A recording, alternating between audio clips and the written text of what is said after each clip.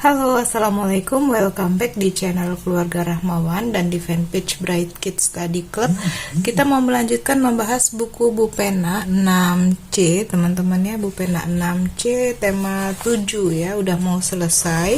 Kali ini saya mau bahas latihan soal subtema 3, tema 7, latihan soal subtema 3 yang ada di halaman 166. Langsung aja kita mulai dari muatan PPKN ya. Nomor 1, berikut yang tidak termasuk tugas seorang pemimpin adalah: A. Memberi teladan kepada anggota, B. Mencari solusi dari masalah bersama, C. Menuntut anggota untuk memenuhi kehendaknya, dan D. Mengarahkan anggota untuk mencapai tujuan bersama.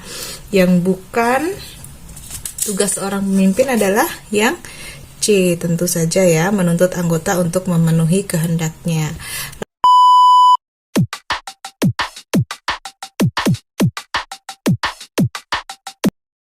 Lalu nomor 2, setiap 1 bulan sekali dilaksanakan kerja bakti di lingkungan rumahmu. Sikap yang sebaiknya kamu tunjukkan saat kerja bakti adalah ikut bergotong royong ya. Oke, lalu nomor 3, membantu teman yang kesulitan memahami pelajaran di sekolah termasuk kegiatan tolong menolong dalam lingkungan sekolah. Nomor 4, petugas kebersihan di sekolahmu mengalami sakit sehingga tidak dapat bekerja. Sebagai seorang siswa, apa hal yang dapat kamu lakukan? Jadi yang dapat dilakukan sebagai seorang siswa adalah meringankan beban petugas kebersihan dengan melaksanakan piket kelas ya. Lalu nomor 5A, tuliskan struktur organisasi di kelasmu. Dan yang B, tuliskan masing-masing tugasnya dan sikap kepemimpinan seperti apa yang harus dimiliki setiap bagiannya. Baik, untuk nomor 5 saya udah salin di sini ya. Ini 5A, struktur organisasi. Jadi di sini ketua kelas, lalu ada wakil ketua kelas, dan di bawahnya ada sekretaris dan bendahara. Lalu untuk tugas dan sikap kepemimpinan, untuk jabatan ketua kelas, tugasnya adalah menjadi pemimpin yang bertanggung jawab. Lalu yang kedua, memberi arahan pada anggota kelas. Sikap yang harus dimiliki adalah bertanggung jawab, adil, disiplin, dan tegas. Lalu jabatan wakil ketua kelas, tugasnya mendampingi ketua kelas dan menggantikan ketua kelas jika ketua kelas berhalangan. Sikap yang harus dimiliki adalah tegas, adil, rendah hati, dan tanggung jawab. Lalu untuk jabatan sekretaris, tugasnya adalah bertanggung jawab terhadap administrasi kelas dan mencatat hasil diskusi kelas ya. Sikap yang harus dimiliki adalah tekun dan rapi, lalu juga bertanggung jawab ya. Lalu untuk jabatan bendahara, tugasnya adalah bertanggung jawab terhadap keuangan kelas dan juga memberi laporan keuangan. Sikap yang harus dimiliki adalah jujur, dapat dipercaya, dan bertanggung jawab ya. Oke, sudah selesai untuk PPKN. Kita lanjut muatan bahasa Indonesia ya. Bacalah kutipan teks pidato berikut untuk menjawab soal nomor 1 sampai 3. Oke, Assalamualaikum warahmatullahi wabarakatuh. Anak-anakku yang Bapak sayangi, pertama marilah kita panjatkan puji syukur kehadirat Allah Subhanahu wa Ta'ala atas limpahan rahmat dan hidayahnya sehingga kita dapat berkumpul di tempat ini dalam keadaan sehat walafiat. Anak-anakku, kalian merupakan generasi penerus bangsa. Pada pundak kalianlah bangsa Indonesia berharap. Bangsa Indonesia berharap kalian dapat melanjutkan pembangunan. Salah satu faktor keberhasilan pembangunan adalah aktifnya pemuda dalam kegiatan positif dan jauh dari pengaruh obat-obatan terlarang. Oleh karena itu, kalian haruslah berhati-hati dalam bergaul dan memilih kegiatan. Pengaruh obat-obatan terlarang paling mudah masuk dari lingkungan pergaulan. Siapakah yang menjadi sasaran penggunaan obat-obat terlarang?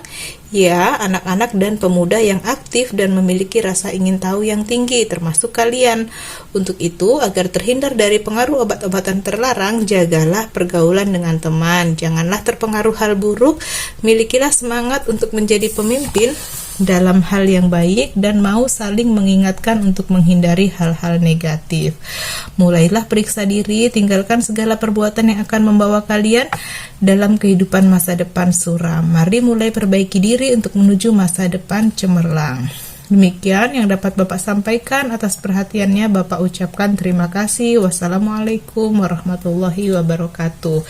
Isi pesan pidato tersebut adalah, nah nomor 1 nih ya, isi dari pesan pidato di atas adalah diharapkan para siswa sebagai generasi penerus bangsa dapat meninggalkan segala perbuatan yang akan membawa diri ke masa depan yang suram ya. Lalu nomor 2, berdasarkan teks pidato tersebut yang berperan sebagai orator adalah, nah karena tadi disebutkan Bapak ya, berarti Bapak guru, dan yang berperan sebagai audiensi adalah para siswa. Lalu nomor 3, berdasarkan teks pidato tersebut, pidato biasanya disampaikan pada saat upacara sekolah. Nomor 4, cara kita bergaul dengan teman agar tidak terjerumus dalam hal negatif adalah dengan cara memilih teman yang baik dan saling mengingatkan untuk menghindari hal negatif ya. Nomor 5, tuliskan pesan yang terkandung dalam pidato tersebut. Nah, pesan yang terkandung dalam pidato tadi adalah generasi muda harus hati-hati dalam bergaul dan memilih kegiatan karena pengaruh obat-obatan terlarang paling mudah masuk dari lingkungan pergaulan ya. Oke. Kita lanjut ke muatan SBDP nomor 1. Patung termasuk karya seni 3 dimensi karena disebut 3 dimensi karena memiliki ruang dan volume ya, B. Lalu nomor 2, bahan pembuatan patung dari alam yang mudah didapat dan dibuat dengan teknik butsir adalah, yang dari alam dan dibuat dengan teknik butsir itu adalah tanah liat teman-teman ya. Nah, teknik butsir itu seperti ini, seperti gambar yang ada di nomor 3. Kita lanjut nomor 3, kegiatan prakarya tersebut menggunakan teknik butsir ya. Alasannya untuk memperoleh bentuk yang diinginkan dengan menambah atau mengurangi bahan ya. Nomor 4, bahan-bahan pembuat patung yaitu kayu, batu, tanah liat, dan campuran semen. Bahan pembuatan patung dengan teknik pahat adalah, nah yang dapat dipahat adalah kayu dan batu ya. Lalu nomor 5, di sini ada gambar patung ya. Patung dari tanah liat, ini patung siput.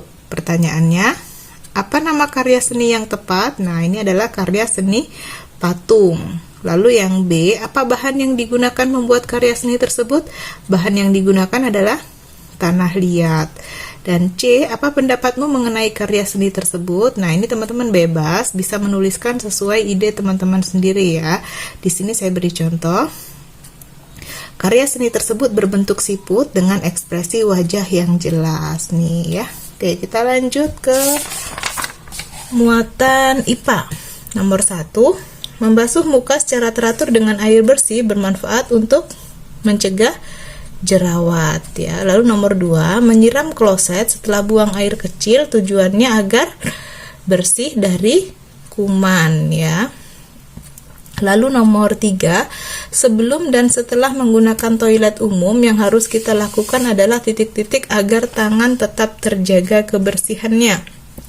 Nah, sebelum dan sesudah menggunakan toilet umum, kita harus mencuci tangan ya, karena di sini disebutkan agar tangan tetap terjaga kebersihan, maka jawabnya mencuci tangan. Lalu nomor 4, apa fungsi 2 benda berikut ketika kamu menggunakan toilet? Nah, ini tisu gulung ya, toilet paper, kertas tisu untuk toilet ya. Fungsinya adalah mengeringkan bagian tubuh tertentu setelah selesai BAB atau BAK ya. BAB itu buang air besar dan BAK buang air kecil. Lalu yang B, ini adalah sabun ya, sabun cuci tangan. Fungsinya adalah untuk membersihkan atau mencuci tangan. Nomor 5, tuliskan 3 hal yang perlu diperhatikan untuk melindungi tubuh dari penyakit. Nah, yang pertama adalah mandi secara teratur, lalu mencuci tangan setelah BAB atau BAK, lalu mengganti pakaian jika sudah berkeringat atau lembab ya. Oke, kita ke muatan IPS nih yang terakhir ya. Nomor 1, pertukaran guru dan pelajar antara negara ASEAN merupakan bentuk kerjasama negara ASEAN di bidang pendidikan, jelas ya, karena ada guru dan pelajar.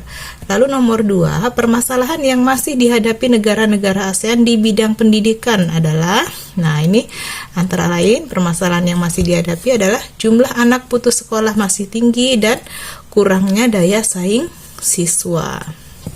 Nomor 3, program pertukaran pelajar se-ASEAN berperan meningkatkan daya saing siswa dalam bidang pendidikan karena program ini hanya dapat diikuti oleh siswa yang berprestasi saja. Nomor 4, upaya peningkatan kualitas pendidikan negara-negara ASEAN dilakukan untuk mencapai masyarakat ASEAN yang peduli terhadap pendidikan ya. Nomor 5 terakhir nih. Tuliskan 3 peran Indonesia dalam kerjasama ASEAN di bidang pendidikan. Nah, yang pertama adalah mendukung program pertukaran pelajar.